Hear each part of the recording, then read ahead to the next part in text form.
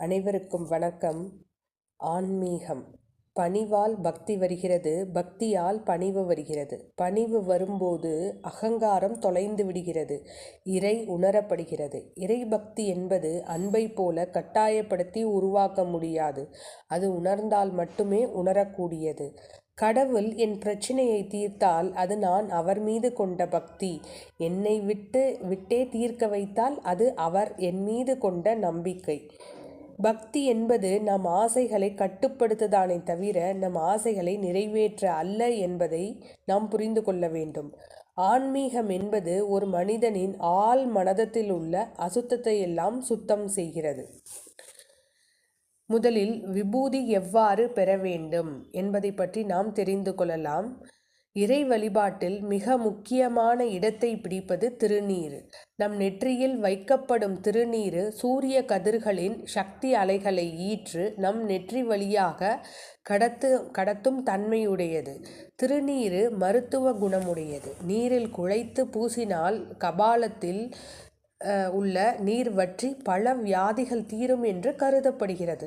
திருநீருக்கு இரட்சை, சாரம், விபூதி, பஸ்மம், பசிதம் என்று பல பெயர்கள் உள்ளது.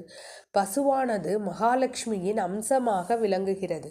பசுவின் சாணத்தை அக்னியில் இட்டு பஸ்மமாக்கி திருநீர் தயாரிக்கப்படுகிறது.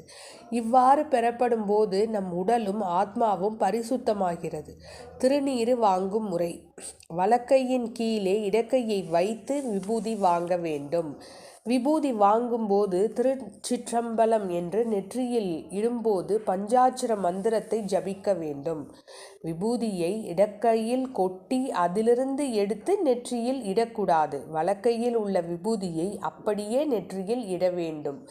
அவ்விதம் செய்ய இயலாவிட்டால் ஒரு சிறு தாளில் விபூதியை இட்டு அதிலிருந்து எடுத்து நெற்றியில் வைக்கலாம்.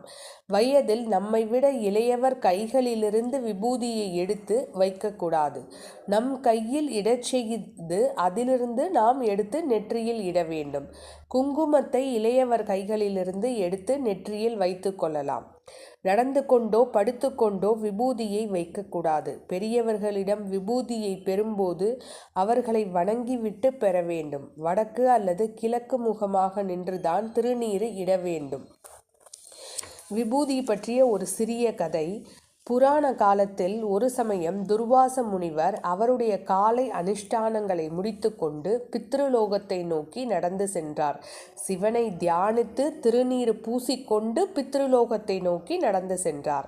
அவரை கவனித்த தேவர்கள் எல்லாம் அவரை வணங்கினார்கள். அப்போது அவர் ஒரு